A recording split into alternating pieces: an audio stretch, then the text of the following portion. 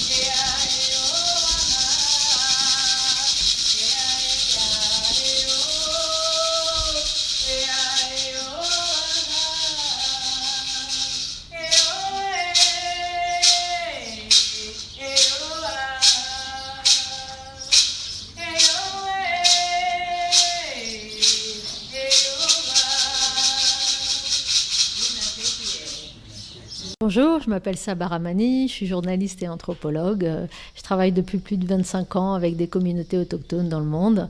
Et je suis là aujourd'hui, je suis accompagnée de la cacique Tadone qui vient du Brésil. Bonjour. Boa tarde, Kanguika Eretu. Je vais très bien. C'est ça? Bonjour, elle a dit bonjour en Cariri-Choco, qui est le nom de son peuple, et aussi boa tarde en portugais. Alors tu as écrit un livre sur les peuples racines et quand tu m'as raconté ton histoire, tu m'as dit que ça venait de ton enfance. Tu peux nous raconter ça ? Oui, ce livre, c'est Paroles des peuples racines, plaidoyer pour la terre, que j'ai édité chez Actes Sud. Et ça vient de mon enfance parce que de mes origines, je suis franco-marocaine et j'ai grandi entre deux cultures. Donc même si je suis née en France, on allait tous les étés au Maroc, dans des montagnes berbères où il y avait mes grands-parents, ma famille. Et c'était des agriculteurs, il n'y avait ni eau ni électricité. Et c'est la première communauté autochtone que j'ai rencontrée, avec laquelle j'ai vécu et qui m'a aussi élevée, sensibilisée à certains regards sur le monde, à une certaine sensibilité à la nature et que j'ai retrouvé ensuite pendant mes études d'anthropologie auprès des communautés autochtones dans le monde. Alors, comment as-tu rencontré notre chef Taoné ? Alors la cacique Tanone, je l'ai rencontrée il y a un peu plus de 5 ans au Brésil à l'occasion d'un grand rassemblement qui était à l'appel du grand cacique Raoni, du chef Raoni Kayapo au Brésil, qui avait convoqué une grande assemblée avec des peuples autochtones non seulement du Brésil mais aussi dans le monde entier. Et là, à cette occasion, j'ai rencontré Tanone, qui est la première femme chef cacique de son peuple. Et on est depuis restés de grandes amies et vraiment famille de cœur aujourd'hui. Alors, famille de cœur, apparemment, c'est ta maman et toi, tu es sa fille. C'est ce qu'elle dit. Et elle dit que je suis sa fille de France et je dis que c'est ma mère du Brésil. Est-ce que vous êtes bien accueillis ici en France, Tanone? Sim, muito bem. Eu sou muito bem vista, né, e bem-vinda aqui na França. Eu estou muito feliz com o apoio de todos. Me receberam muito bem, né? Oui, je suis très bien accueillie ici et je suis très heureuse d'être là parce que les gens vraiment me donnent un bel accueil et me soutiennent et j'en suis ravie. Alors, vous êtes là en France pour 5 semaines. Quelles sont les grandes différences que vous observez entre la France et le Brésil? A diferença é muito grande, porque o nosso Brasil, na verdade, está sendo destruído, né? Voilà, il y a vraiment de grandes différences, notamment par rapport à la nature. Au Brésil, actuellement, il y a une grande destruction de la forêt, alors qu'ici, j'ai remarqué qu'il y a beaucoup de nature, beaucoup de verdure. Les forêts sont là, elles ne sont pas détruites et c'est très très beau. Je trouve que vraiment la nature en France est très belle et c'est ce dont je vais vraiment me souvenir en revenant au Brésil, de cette beauté de la nature ici, qui n'est pas détruite comme chez nous au Brésil. Quel message vous venez nous apporter? A mensagem é que a França está de parabéns. Elle dit vraiment, je félicite la France pour sa nature, la beauté de ses montagnes, de ses forêts, parce que c'est quelque chose de précieux, ça vient du grand esprit, de la mère nature, et qu'il faut absolument préserver, alors que nous, au Brésil, la situation est difficile aussi. Il y a une très belle nature, une très belle forêt, mais qui est détruite, et qu'il faut continuer à avoir la foi dans le vivant et dans cette nature qui doit être préservée par tous. Alors, quelle est votre relation avec justement le vivant? Mais, nous avons un grand respect pour le vivant puisque c'est le grand esprit qui a créé la terre et le ciel et toutes les forêts. Et toutes les forêts nous permettent de respirer un air pur. Et c'est pour ça que les gens doivent vraiment respecter cette nature parce qu'elle est importante, elle est sacrée et que le vivant, on a une relation très profonde avec le vivant parce que nous la respectons. Alors, dans ton livre, tu m'as dit que tu avais été voir 19 peuples racines différents. Est-ce que c'est quelque chose que tu retrouves dans chaque peuple? Complètement. Moi, ce qui m'intéressait aussi en recueillant toutes ces voix venues de tous les continents de 19 peuples racines du monde entier, peuples autochtones, c'est que non seulement chacun a délivré un message sur sa culture, sa vision du monde et le rapport qu'il a à la nature, les problèmes auxquels ils sont confrontés, mais il y a vraiment ce fil universel de connexion à la nature qu'on appelle en anthropologie animiste, c'est-à-dire que pour eux, tout être vivant a un esprit, il se doit le respect. C'est-à-dire que ce soit les arbres, tous les végétaux, les animaux, la rivière, les mers, même le soleil, les étoiles, tout le cosmos est vivant et tout doit être respecté car tout est relié et que nous, les êtres humains, nous faisons aussi partie de ce vivant et qu'il n'y a pas à considérer la nature séparée ou comme un objet qu'on doit exploiter, mais eux, toujours, ils demandent l'autorisation aux esprits de la nature, esprits des lieux, s'ils veulent chasser, cultiver, ils font des remerciements et ils prélèvent plutôt qu'ils n'exploitent parce que pour eux, c'est un échange. C'est-à-dire que voilà, elle parlait de la forêt parce qu'ils sont conscients que l'air que nous respirons, ça vient pas de nous, ça vient de la nature. Il y avait aussi un témoin, un ami chaman Pouvi Pygmée du Gabon qui disait voilà, nous considérons que nous sommes frères des arbres et que nous échangeons les vents avec les arbres. C'est-à-dire que échanger les vents de manière poétique, c'est tout simplement de dire que oui, puisque l'arbre dégage de l'oxygène qu'on respire et que nous, on dégage du dioxyde de carbone que l'arbre absorbe, eh ben on s'échange les vents. Et je trouve que c'est quand même une manière beaucoup plus consciente et respectueuse de cette réciprocité qu'il y a entre tous les êtres vivants et l'interdépendance. En travaillant sur ce livre, en rencontrant à travers tes voyages aussi différentes personnes, etc., quels sont les grands apprentissages? Qu'est-ce qui te touche, toi, au cœur et qui te dit ça restera avec moi jusqu'à la fin? Oui, je dirais 2 mots, l'amour et l'humilité.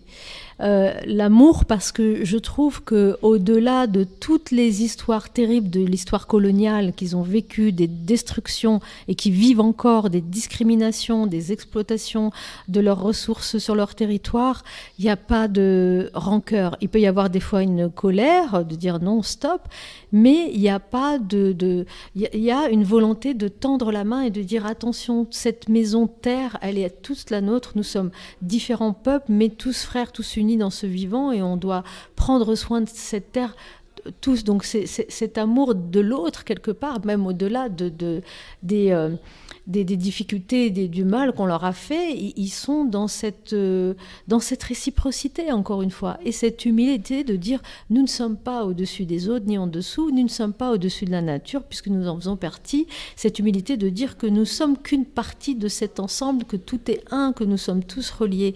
Et ça, pour moi, c'est vraiment la grande leçon de ces 25 ans de rencontre avec ces peuples. Chef Tanone, s'il y avait un message d'amour à nous donner ou à nous faire passer, ce serait lequel? Que o grande espírito sempre esteja presente aqui nesse país e tenha misericórdia também de nós no Nordeste. Que vraiment le grand esprit vous accompagne tous et qui vous bénisse et qui vous protège de toute cette richesse de la nature que vous avez, et qu'il soit aussi miséricordieux par rapport à nous peuples dans le Nord-Est qui vivons toutes ces difficultés et toutes ces épreuves sur nos territoires, et que vraiment que nous puissions être ensemble et que ce grand esprit nous accompagne et nous protège et nous bénisse tous. Quelle est l'intention du magazine Native que tu as lancé? Est-ce que c'est justement pour passer ces messages, pour soutenir ces peuples racines, mais aussi montrer qu'on peut beaucoup apprendre d'eux? Nous avons créé toute une équipe avec mes collègues. On a lancé il y a 2 ans cette revue pour justement instaurer un dialogue, une meilleure connaissance de ces peuples à travers le monde, puisque c'est le premier média grand public consacré au dialogue avec les peuples autochtones. Et vraiment, l'idée, c'est aussi, c'est pas une revue d'anthropologie scientifique universitaire, ni une revue d'exotisme touristique, c'est vraiment un espace de connaissance, de partage de la culture.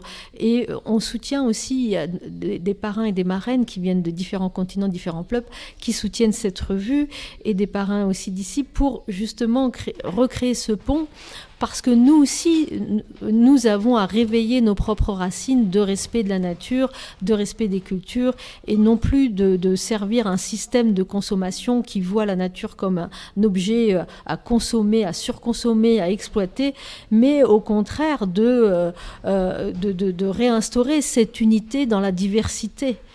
Est-ce que Chef Tanone pense que nous sommes déracinés aujourd'hui? Mas a nossa espiritualidade é muito grande, muito forte.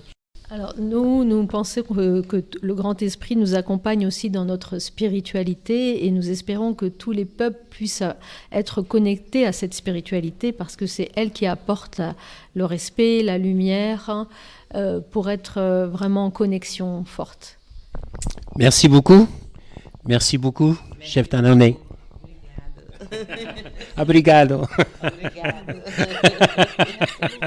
Merci beaucoup.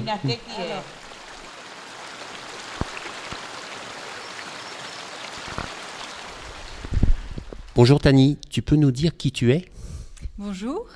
Alors, je suis une femme française de 29 ans, blanche, autrice de bande dessinée, voilà. Autrice de bande dessinée, ça veut dire que tu as écrit une bande dessinée? C'est ça, je suis scénariste en fait. Donc j'ai écrit le scénario d'un livre. Qui s'appelle Mentawai. Alors c'est quoi l'histoire de Mentawai? Alors le pitch, c'est l'histoire d'une petite nana française qui débarque en Indonésie auprès d'une tribu avec l'envie de s'intégrer et de faire un film. Ou de faire un film et à travers ça de s'intégrer. Alors cette histoire, elle est née comment dans ton esprit ? Elle est née de mon quotidien partagé avec les Mentawai. J'ai vécu plusieurs années presque au Mentawai, sur l'île de Sibérut. Et c'est des amitiés que j'ai construites avec les Mentawai, des gens que j'ai rencontrés. J'ai eu envie de raconter leur histoire.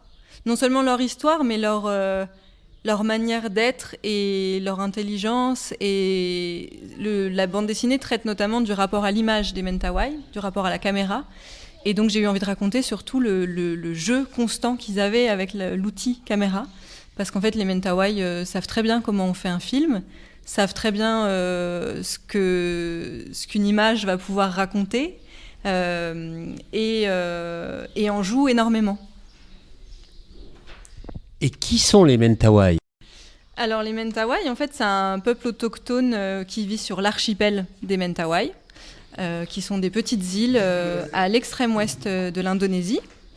Et principalement, ils vivent en fait sur l'île de Sibérut, qui est quasiment recouverte de jungle.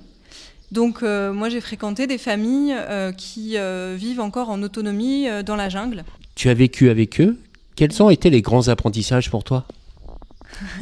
Qu'est-ce qui t'a touché ? Qu'est-ce qui t'a touché profondément ?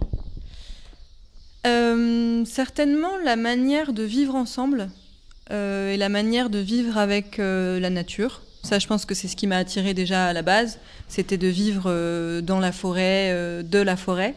Et puis, en fait, le rapport à l'autre qui est quand même très enrichissant, comme j'imagine toutes les cultures. Mais la culture Mentawai m'a parlé parce qu'il y a une espèce de bienveillance collective dans la culture qui est inscrite dans la culture qui m'a, moi, beaucoup touchée et beaucoup appris. Moi, j'ai entendu dire que tous ces peuples racines, ils parlent tous de l'amour. Mais l'amour, pas comme nous, on en parle. Mais de l'amour, vraiment, l'amour par rapport à l'autre, par rapport à soi, par rapport au vivant, par rapport à l'esprit, par rapport à la terre. Est-ce que toi, tu l'as ressenti ? Oui. En même temps, je pense qu'en fait, c'est très humain de parler d'amour, de parler de l'amour. Et je pense que les peuples autochtones ne font pas tellement exception, en fait. Et que, ils sont simplement humains et qu'évidemment, on va parler d'amour et d'amitié et de liens fraternels mais qui... Je suis gênée par l'idéalisation parfois des peuples autochtones, dans le sens où on va dire que ils sont proches de la nature, en harmonie, et comme si aussi leur société même était harmonieuse et parfaite, ce qui n'est jamais le cas en fait. Ça reste une société humaine et oui, c'est sûr que moi je suis clairement tombée amoureuse des Mentawai, donc évidemment que je peux parler d'amour aux Mentawai, mais je pense qu'on peut tomber amoureux partout et parler d'amour partout sur la planète. Alors pourquoi tu as utilisé la bande dessinée comme média ? En fait, la bande dessinée m'est vraiment apparue comme le média idéal, parce que je pouvais réécrire l'histoire, la poser sur le papier, mais j'avais cette idée en tête aussi que les Mentawai allaient pouvoir, très naïvement, la lire parce qu'il y aurait des images. Et j'ai découvert la BD en fabriquant cette bande dessinée, en fait. Je connaissais pas du tout le monde de la bande dessinée, et j'ai appris en faisant, et j'ai découvert le langage BD avec ça, et maintenant je suis devenue autrice de bande dessinée parce qu'en fait c'est un langage absolument extraordinaire avec lequel on peut faire plein de choses et qui moi me plaît beaucoup. Donc voilà, c'était au départ une démarche très naïve qui s'est étoffée avec le temps, dont j'ai fait mon métier, mais c'était au départ vraiment cette idée d'écrire une histoire qui se partage avec les gens concernés. Et tu savais dessiner avant ? J'ai jamais su dessiner. Si, j'ai su dessiner quand j'étais enfant. Oui, des carrés, des... Oui, des tous les enfants savent dessiner, mais il y en a qui s'arrêtent et il y en a qui continuent. Et moi, je suis tombée dans la case où je me suis arrêtée. Donc, pendant longtemps, j'ai eu envie de faire de la BD, en fait, en me disant, c'est pas possible, je sais pas dessiner. Sans réaliser non plus, très naïvement là aussi, qu'en fait, c'était possible d'écrire des histoires et que d'autres les dessineraient. Et c'est super chouette aussi d'avoir en fait ces collaborations presque forcées, hein, parce que du coup moi si de toute façon j'ai pas de dessinateur ou de dessinatrice pour interpréter mon histoire, il y aura pas d'ouvrage. Mais c'est très intéressant justement d'être en duo. Les éditeurs appellent ça marier les auteurs, trouver le scénariste et le dessinateur, enfin féminin, masculin. Et voilà, j'adore faire ce métier aussi pour ça. Et pourquoi raconter leur histoire? Parce que c'est vrai que moi, auparavant, j'en ai jamais entendu parler. J'ai vécu en Indonésie et j'avais jamais entendu parler d'eux. Pourquoi raconter leur histoire? Il y a 2 éléments de réponse auxquels je pense. C'est d'abord, je trouve que leur histoire est fascinante. C'est bien pour ça que je me suis accrochée à ce territoire aussi, à cette île. Mais c'est pas que leur histoire. Et c'est peut-être là où l'idée du récit est née, c'est que c'est la nôtre. Et moi, ce qui me fascinait, c'était justement le rapport de l'occidental au Mentawai. Parce qu'il y a un vrai mythe autour des tribus qui existent en Occident et qui est utilisé dans le tourisme aussi, et qui va avoir un impact sur la rencontre entre les Blancs et les Mentawai, par exemple, et dont les Mentawai ont absolument conscience. Et c'est ça qui me fascinait, c'était leur manière à eux de jouer avec les codes des Blancs et de leurs attentes ou de leurs exigences. Et moi, c'est ça qui m'a fascinée. C'est leur malice, leur intelligence à jouer avec... Quand je dis leur, c'est pas les Mentawai en général, ça n'existe pas, mais certaines personnes Mentawai avec qui j'ai tissé des liens particuliers que j'admire en fait énormément, et j'avais envie de raconter ça. Et c'est aussi pour ça, ce fil rouge du lien à la caméra. C'est vraiment ces images qu'ils nous ont demandé de tourner ou qu'ils ont surjoué parce qu'ils savaient que ce serait dans le film, ou les blagues qu'ils ont placées c'est raconté dans la bande dessinée, je vais spoiler un peu, mais il y a cette scène de chasse qui est complètement surjouée parce qu'en fait c'était complètement tabou de filmer la chasse, on n'avait pas pu le faire, mais finalement ils ont rejoué la scène. Et ils font semblant d'appeler les chiens. Et en fait, ils disent que des gros mots. Et ils savent très bien que le monteur, il ne saura pas déterminer que c'est des gros mots et il le passera au montage. Et en fait, ils en rigolent d'avance, quoi. Et moi, c'est ça qui m'a fascinée. C'est ça que j'ai eu envie de raconter. Est-ce qu'ils ont vu ta BD? Non. Ils ont vu le PDF. Ils ont vu toutes les étapes parce que vraiment, il y a notamment 2 des personnages de la bande dessinée qui ont travaillé avec moi et avec l'éditeur et le dessinateur. Donc, ils ont suivi chaque étape et ils ont participé notamment aux planches de cérémonie qu'ils ont corrigées. Mais ils ont vu le PDF qu'on a pu valider avant impression chez l'éditeur et tout ça. Mais au moment où je devais rapporter l'album imprimé qui fait quand même 1,3 kg avec mon gros sac comme ça, et ben il y a eu le Covid. Et donc normalement cet été, ils vont enfin l'avoir dans les mains. Mais pour l'instant, ils n'ont que le PDF. D'accord. Et ils ont fait des commentaires? Oui, ils ont fait des commentaires plutôt très positifs.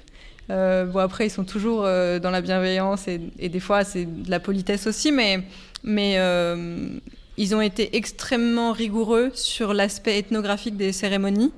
Et donc, nous aussi, avec le dessinateur. Donc, c'était vraiment chouette qu'on ait ce retour positif parce que c'était l'essentiel, en fait. C'est ce qu'on a cherché à montrer, et donc ils nous ont dit que ça allait, qu'on n'avait pas fait d'erreur, et c'était le meilleur compliment qu'on ait pu avoir. Merci beaucoup. Merci.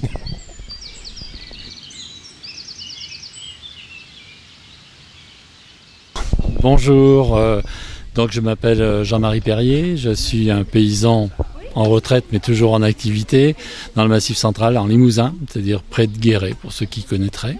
Et là j'assure des responsabilités, je suis bien sûr paysan en élevage bovin-viande, bio, en agriculture en forme sociétaire, mais j'ai surtout, j'ai presque 70 ans aujourd'hui, donc je peux quand même dire que j'ai eu un passé militant important, qui sont passés de la défense des fermiers métayers, en passant par la Confédération paysanne, ensuite la présidence d'accueil paysan et aujourd'hui la présidence de la TES. Donc, sans oublier les coopératives et le reste. En fait, bon, je ne sais pas si c'est très bien de dire tout ça, mais ça veut dire que j'ai accumulé quand même un certain regard, une certaine expérience sur notre société agricole et sur notre société tout court. Bien, aujourd'hui, il faut constater que le nombre d'agriculteurs en France et dans le monde disparaît. En gros, pour la France, c'est tous les 10 ans, on perd la moitié des paysans. Sur la planète, on constate un fort exode rural, qui vont dans les bidonvilles ou qui traversent la Méditerranée pour venir vers le pot de confiture qu'est l'Europe. Aujourd'hui, pour les paysans français et européens, c'est quand même d'engager des diversifications agricoles, c'est-à-dire des choses qui échappent aux lois du marché imposées par d'autres. C'est-à-dire le paysan est le seul producteur commerçant qui ne fixe pas son prix. Le prix est fixé par d'autres. Et le secteur qui échappe à cette logique, c'est le tourisme. C'est-à-dire que si tu es propriétaire d'une chambre d'hôte, c'est toi qui fixes le prix de ta chambre. Et si tu vends un repas en table paysanne, c'est toi qui fixes le prix. Donc nous, bien sûr, on est sur une démarche de tourisme social, donc accessible au plus grand nombre. Donc nous sommes sur des tarifs très raisonnés, mais il n'empêche que c'est le seul secteur dans notre secteur agricole où on décide du prix de notre produit. Alors donc aujourd'hui, il y a un enjeu formidable et indispensable de diversifier ces activités. C'est-à-dire à la fois d'aller vers des démarches de qualité qui soient reconnues par les consommateurs, d'aller vers des circuits courts le plus possible, c'est là où il y a de la valeur ajoutée, et puis d'aller vers les consommateurs d'une manière générale. Parce qu'il y a un enjeu de reconnaissance actuellement de la part des consommateurs. Et on a un rôle éducatif, on a un rôle de rappeler que la nourriture, c'est un bien précieux, indispensable à la survie de l'humanité, et que effectivement, par exemple, sur la question d'environnement, le réchauffement de la planète va fragiliser l'alimentation mondiale. Ça, c'est une évidence.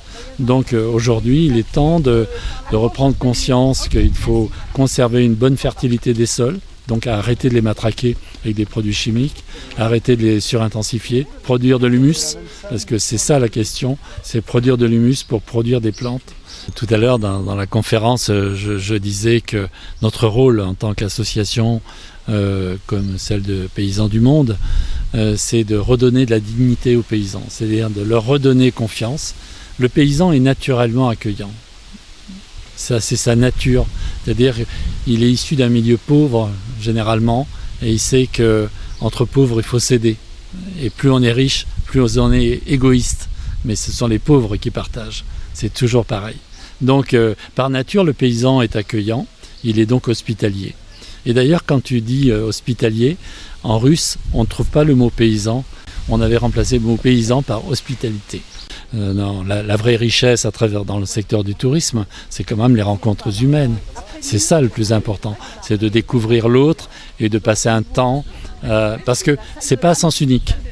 C'est-à-dire que quand tu reçois un touriste, il veut te connaître, mais toi aussi tu veux le connaître. Parce que c'est un partage d'expérience. Et nous, sur notre ferme, on reçoit des touristes depuis 30 ans. Et combien de fois j'ai vu des gens pleurer à notre table quand ils racontent leur vie.